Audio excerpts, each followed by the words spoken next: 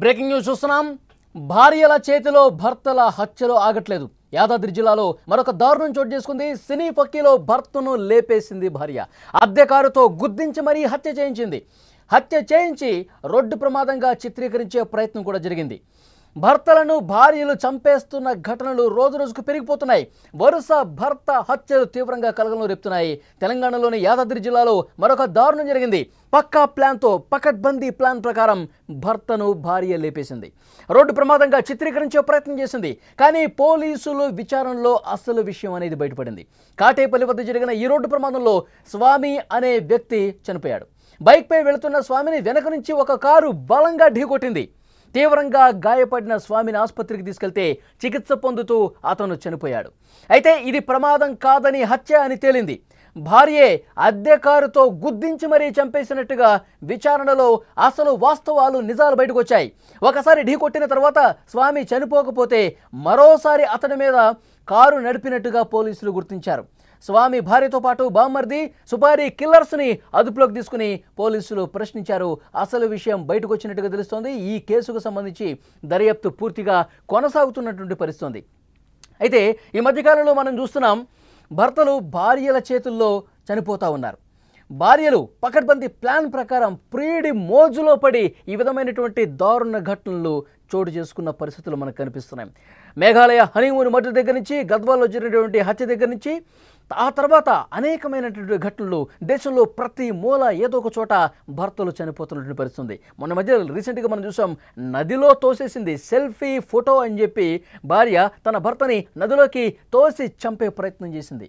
అతను ఎలాగోలా తన ప్రాణాలను కాపాడుకున్నాడు. సో ఈ విధంగా గతంలో చాలా సందర్భాల్లో కూడా ఇలాంటి వార్తలు మనం చూసాం. అయితే ఈ కేసులో ప్రధానంగా భర్తకు సంబంధించి అనుమానం ఉంది. భార్యకి భర్త వేరే మహిళతో వివాహేతర సంబంధం కొనసాగిస్తున్నటువంటి నేపథ్యంలో ఈ విషయం తెలిసినటువంటి భార్య అతని ఆట కట్టించడానికి అనేక ప్రయత్నం చేసింది. అతను ఏమాత్రం కూడా వినిపించుకోలేదు. ఆ వివాహేతర సంబంధం కొనసాగిస్తూనే ఉన్నాడు, భార్యను ఇబ్బంది పెడుతున్నాడు అని చెప్పి సమాచారం వస్తుంది. అందుకే తన స్నేహితుడు అలాగే తన తమ్ముడు ఇద్దరితో కలిసి అద్దె కారు మాట్లాడించుకొని రోడ్డు మీద తను ద్విచక్ర వాహనం మీద స్వామి వెళుతున్న క్రమంలో వెనక నుంచి ఆ అద్దె కారుతో చాలా బలంగా వేగంగా ఢీ కొట్టించి చంపే ప్రయత్నం చేశారు. మొదటగా ఈ ఢీ కొట్టిన తర్వాత, కారుతో ఢీకొట్టిన తర్వాత కొన ఊపిరితో కొట్టుమిట్టాడుతున్నటువంటి అతన్ని మళ్ళీ కారుతో తొక్కించి చంపే ప్రయత్నం చేశారు. దీన్ని చూసినటువంటి స్థానికులు హుటాహుటిన స్పందించి అక్కడ గాయాలతో పడిపోయినటువంటి ఇతన్ని వెంటనే ఆసుపత్రికి తీసుకెళ్లారు. అప్పటికే చనిపోయినటువంటి పరిస్థితి. ఈ ఘటనకు సంబంధించి మరింత ఇన్ఫర్మేషన్ మనం తెలుసుకుందాం. మా ప్రతినిధి శరత్ ఫోన్ లైన్లో చదువుకున్నారు. శరత్, చెప్పండి. థ్యాంక్ యూ వాలి. యాదాద్రి భువనగిరి జిల్లాలో వివాహేతర సంబంధం ప్రాణం దారితీసింది చెప్పవచ్చు. నిజంగా ఈ సంఘటన బాధ కలిగింది. ఎందుకంటే వస్తువుల స్వామి యాదాద్రి భువనగిరి జిల్లా మోటకొండూరు మండలం పల్లెల గ్రామానికి చెందినటువంటి వస్తువుల స్వామి తన భార్య స్వాతి మోటకొండూరు మండలం దాచర గ్రామం చెందినటువంటి స్వాతిని వివాహం చేసుకున్నారు. స్వామికి ఇద్దరు కూతుర్లు, ఒక బాబు. ప్రైవేటు భువనగిరిలో ఒక ప్రైవేట్ ట్రాక్టర్ షోరూమ్ లో స్వామి పనిచేస్తున్నారు. అయితే స్వామి వివాహేతర సంబంధం ఉందని చెప్పి భార్య భర్తను హతమందించాలన్న ఉద్దేశంతో సుపారీ మాట్లాడుకొని, అంటే స్వాతికి సంబంధించినటువంటి అతను పరిచయం ఉన్నటువంటి తుర్కపల్లి మండలం పల్లెపాడు గ్రామానికి సాయి కుమార్ తో కలిసి ఒక అద్దె కారుతో, అంటే సాయి కుమార్ ఒక అద్దె కారును మాట్లాడి అద్దె కారుతో రాత్రి ఇతను విధులు నిర్వర్తించుకొని ఇంటికి వెళ్తున్నటువంటి సమయంలో ఏదైతే మన సాయి కుమార్ మాట్లాడినటువంటి సాయి కుమార్ మరి ఇంకా అందులో ఎంతమంది ఈ హత్యలో పాల్గొన్నారనే విషయం అయితే ఇంకా తెలియాల్సి ఉంది. మరి సాయి కుమార్ అదే విధంగా సుపారీ గ్యాంగ్ అనే వాళ్ళు ఎవరైతే ఇతను మన స్వామి విధులు నిర్వర్తించుకొని ఇంటికి వెళ్తున్న సమయంలో కాటేపల్లి వద్ద ఒక బ్రిడ్జ్ ఉంటుంది. ఆ బ్రిడ్జ్ వద్ద వేగంగా తీసుకువచ్చి స్వామి అదే విధంగా స్వామి వాళ్ళ మిత్రులైనటువంటి వీరబాబు ఇద్దరు కూడా వాహనం పైన ఉన్నారు.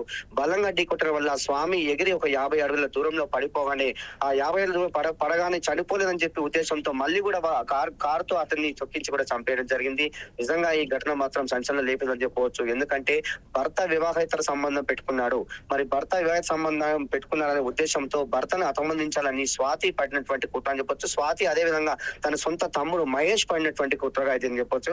ఎందుకంటే పోలీసులు తెలిపిన వివరం ప్రకారం అయితే మహేష్ కు సంబంధించి వారితో అంటే మహేష్ తెలిసిన వారితో అంటే మహేష్ సొంత బావ అయినటువంటి స్వామి మహేష్ వాళ్ళకి తెలిసినటువంటి బంధువులతో వివాహేతర సంబంధం పెట్టుకున్నారని చెప్పి వాళ్ళ భార్యకి చెప్పగానే స్వాతి కూడా దాని మీద అంటే ఆ స్వామి మీద నిఘా పెట్టి తెలుసుకుంటే నిజంగానే వివాహిత సంబంధం కొనసాగిస్తారు అని చెప్పి ఆ స్వాతి మరి మహేష్ అంటే ఆ అక్క తమ్ముళ్ళు వీళ్ళిద్దరు కూడా కాబట్టి వాళ్ళిద్దరు కలిసి ఒక వ్యూహం పన్నారు. సాయి కుమార్ అంటే స్వాతికి సంబంధించినటువంటి మిత్రుడైనటువంటి సాయి కుమార్ తో పాటు ఉన్నటువంటి హైదరాబాద్ లో సుపారి గ్యాంగ్ మరొక అంటే ఒక వాహనాన్ని మాట్లాడుకొని నిజంగా అతని అయితే ఢీకొని మన ఇట్లా హత్య చేయించడం అయితే నిజంగా సంచలనం లేకుండా సినీ ఫకీలో ఈ శరత్ స్వామి కుటుంబ సభ్యులు ఏం చెప్తున్నారు ప్రస్తుతం?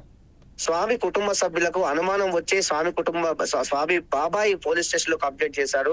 పోలీస్ స్టేషన్ లో పోలీస్ ఎస్ఐ ఉపేందర్ దీనిపై విచారణ చేశారు. విచారణ చేసినప్పుడు పొంతలేని సమాధానాలు భార్య అదే విధంగా తమ్ముని మీద ఎప్పుడైతే వీళ్ళు అభియోగం మోపారో ఎవరి స్వామి వాళ్ళ బాబాయ్ ఎప్పుడైతే పోలీస్ స్టేషన్ కంప్లైంట్ చేశారో ఉపేందర్ చాకచక్యంగా వారిని అడగడంతో వాళ్ళు తడబడుతూ సమాధానం చెప్పడం జరిగింది. దాని వల్ల అంటే మొట్టమొదటిగా కారు అక్కడ వదిలేసి వెళ్ళడం వల్ల అదొకటి కారు ఎక్కడి నుంచి వచ్చింది ఏందని చెప్పి అది ఒకటి అదే విధంగా వాళ్ళ కాల్డాట కావచ్చు అంతా తీసినటువంటి సందర్భంలోనే వాళ్ళ భార్య అదే విధంగా తమ్ముడైనటువంటి మహేష్ ను వాళ్ళే హత్య చేయించారని చెప్పి ఎందుకంటే వాళ్ళు తడబడుతున్నారు ఎస్ఐ అడిగినప్పుడు కావచ్చు అదే విధంగా విచారణ చేసినప్పుడు తడబడుతున్నటువంటి సందర్భంలోనే వాళ్ళు దొరికిరని చెప్పవచ్చు.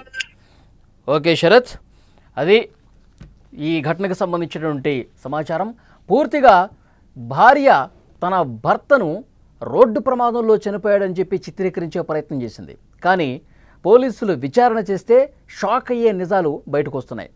భర్తల్ని భార్యలు చంపించేస్తున్నటువంటి ఘటనలు వరుసగా మనం చూస్తున్నాం. వరుస భర్త హత్యలు దేశవ్యాప్తంగా కూడా కలవరం రేపుతున్నటువంటి పరిస్థితుంది. ఈ కేసులో పర్టికులర్గా భర్త వేరొక మహిళతో సంబంధం పెట్టుకున్నాడు. ఆ వేరే మహిళ ఎవరు?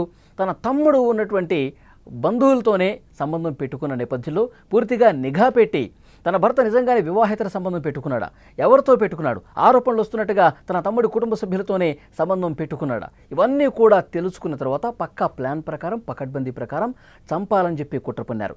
సాయి కుమార్ అనే ఒక ఫ్రెండ్ సాయం తీసుకున్నాడు. అతని ద్వారా అధికారులను తీసుకొచ్చారు. ఆ సాయి కుమారు తమ్ముడు మహేష్ ఇద్దరూ కలిసి చాలా దారుణంగా స్వామిని చంపేశారు.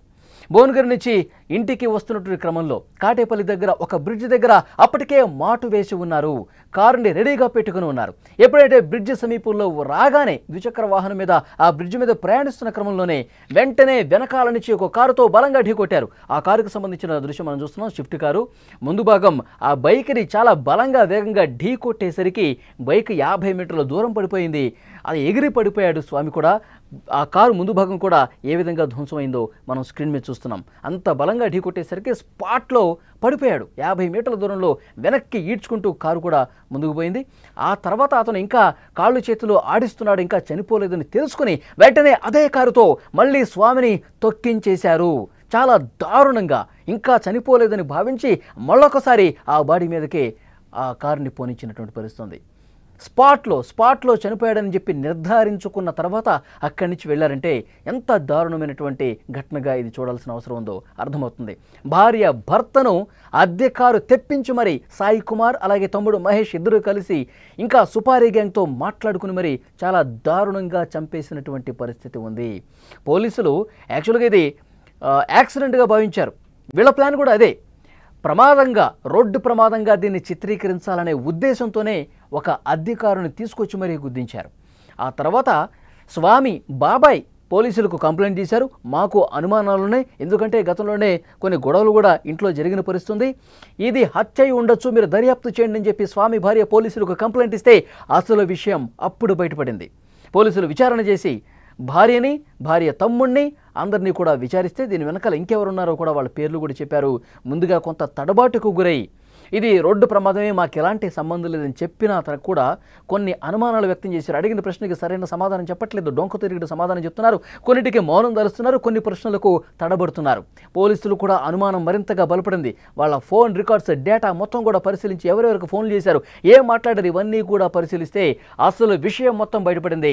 భర్తను దారుణంగా రోడ్డు మీద పోతున్నప్పుడే చంపేయాలని చెప్పి డిసైడ్ అయిపోయి అద్దెకారును తెప్పించి మరీ బలంగా ఢీ కొట్టించి ఇంకా చనిపోలేదని తెలిసి మళ్ళీ కారు ఆ వాడి మీదకి ఎక్కించి దారుణంగా చంపేశారు. ఈ వాస్తవాలన్నీ కూడా ఇప్పుడు బయటకు వచ్చాయి.